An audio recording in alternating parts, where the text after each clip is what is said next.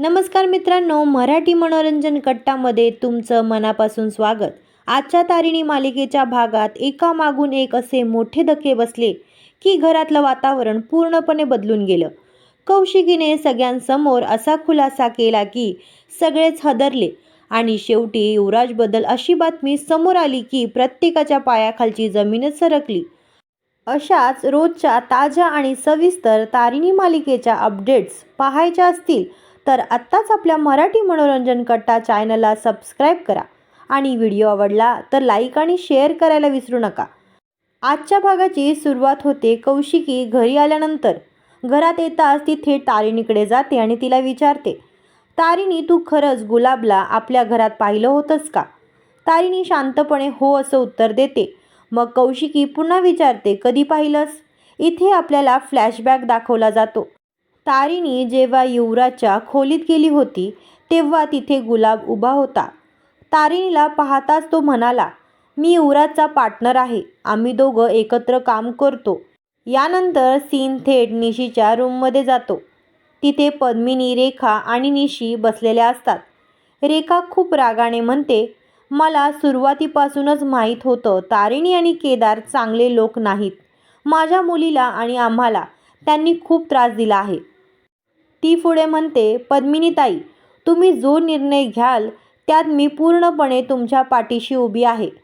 हे ऐकून पद्मिनीही संतापते. ती म्हणते, आता पाणी डोक्यावरून गेलंय.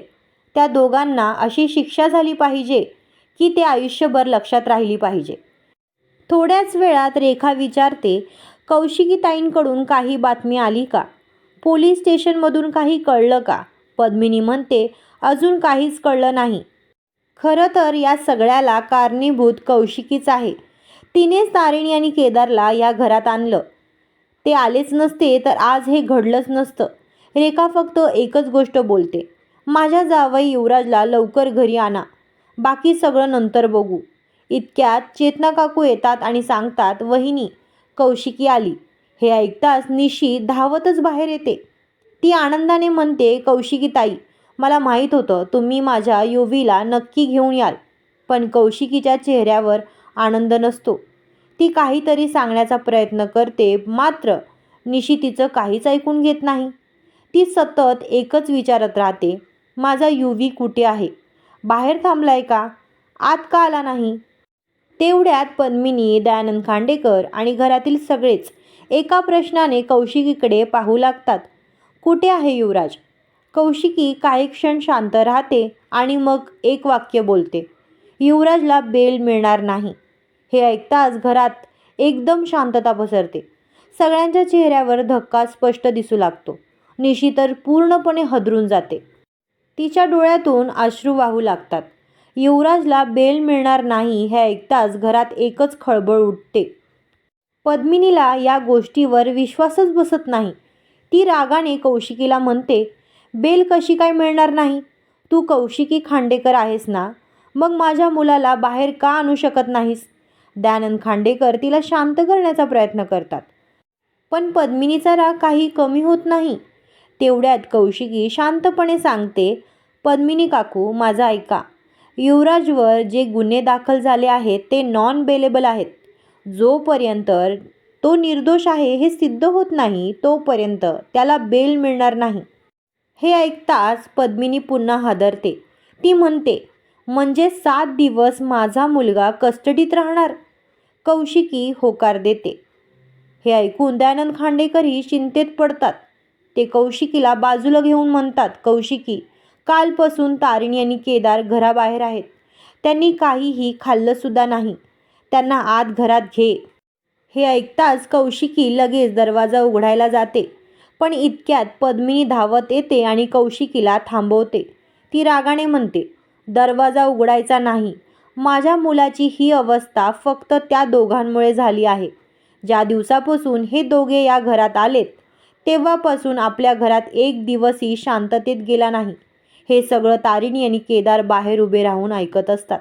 कौशिकी मात्र ठामपणे म्हणते, तारिणीने कोणतेही चुकीचं स्टेटमेंट दिलेलं नाही. हे ऐकताच सगळेच तिच्याकडे आश्चर्याने पाहू लागतात. कौशिकी पुढे म्हणते, दया काकांच्या बाबतीतही तारिणीने जे सांगितलं होतं ते खरं होतं.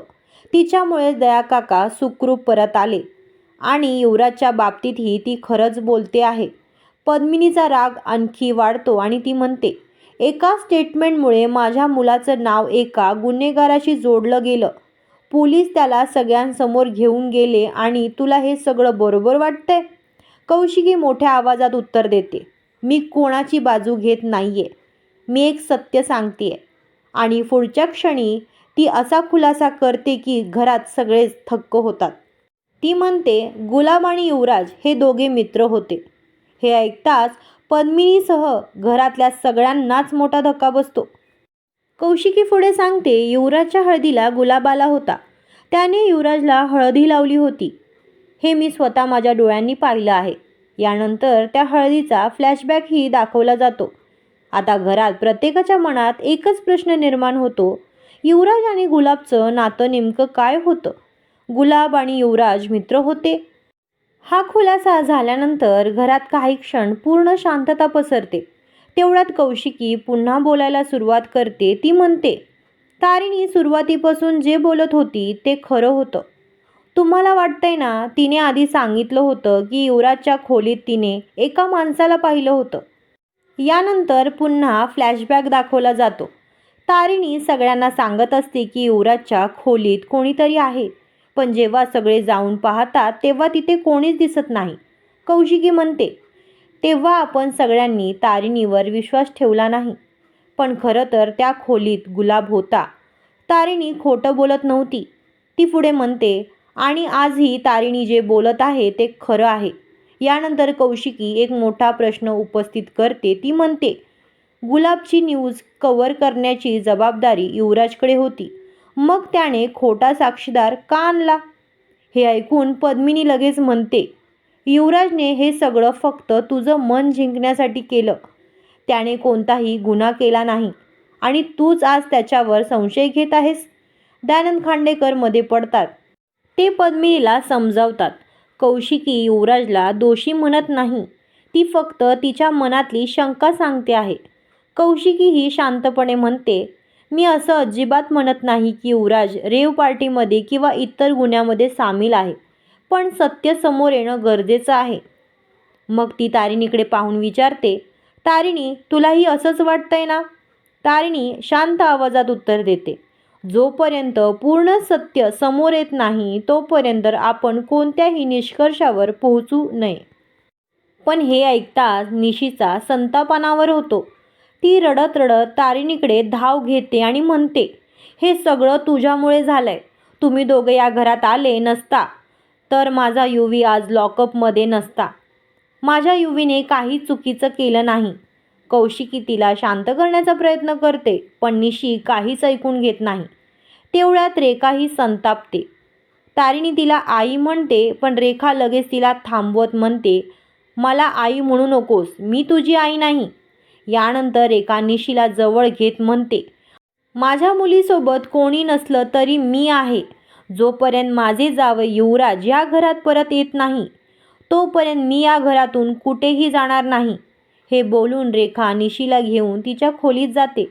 दुसरीकडे कौशिकी स्वतः दरवाजा उघडते आणि तारिणी व केदारला घरात घेऊन येते.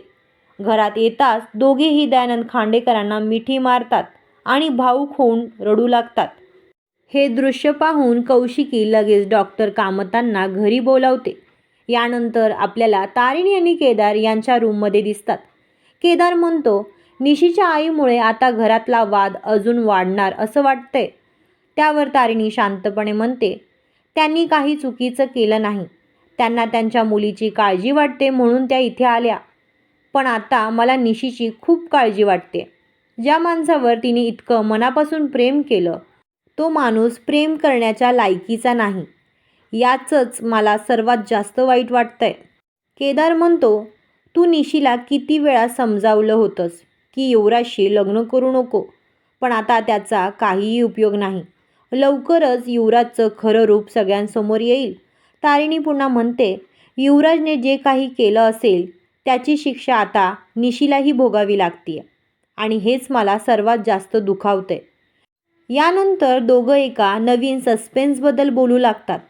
केदार म्हणतो, गुलाबने मरण्याआधी सांगितलं होतं की ती व्यक्ती आपल्या आजूबाजूलाच आहे. आता युवराजला अटक झाली आहे, त्यामुळे ती व्यक्ती त्याला वाचवण्याचा प्रयत्न नक्की करेल. तारिणी म्हणते, म्हणजे आता युवराजलाही धोका असू शकतो. केदार होकार देतो. दोघांच्या मनात एकच प्रश्न असतो, तो व्यक्ती नेमका कोण आहे? की ती व्यक्ती आहे की तो व्यक्ती? त्यानंतर डॉक्टर कामत घरी येतात. ते तारिणीला म्हणतात, निशी आता ठीक आहे. थोडी घाबरली होती म्हणून बेशुद्ध पडली होती. पण एक गोष्ट सांगतो, युवराज कसा का असेना, तू मात्र बहीण म्हणून तिची खूप चांगली काळजी घेतेस. मग डॉक्टर कामत एक महत्त्वाची गोष्ट बोलतात. सगळेजण तुलाच दोष देतील, पण मी नाही. कारण खरं बोलायला खूप धाडस लागतं आणि ते धाडस तू दाखवलंस. हे ऐकून तारिणी म्हणते, काका मी फक्त जे माझ्या डोळ्यांनी पाहिलं तेवढंच सांगितलं. यानंतर डॉक्टर कामत अचानक गुलाबबद्दल प्रश्न विचारू लागतात. ते म्हणतात, तू गुलाबला फक्त पाहिलं होतंस की त्याचं आणि युवराजचं काही बोलणंसुद्धा ऐकलं होतंस? तारिणी म्हणते, नाही काका, तेव्हा तो गुलाब आहे हेच मला माहिती नव्हतं. पोलिसांनी फोटो दाखवल्यानंतर मला समजलं. डॉक्टर कामत विचारात पडतात आणि म्हणतात, हे सगळंच खरंच खूप धक्कादायक आहे. युवराजची संगत वाईट आहे हे मला माहिती होतं, पण ती इतकी वाईट असेल असं कधीच वाटलं नव्हतं.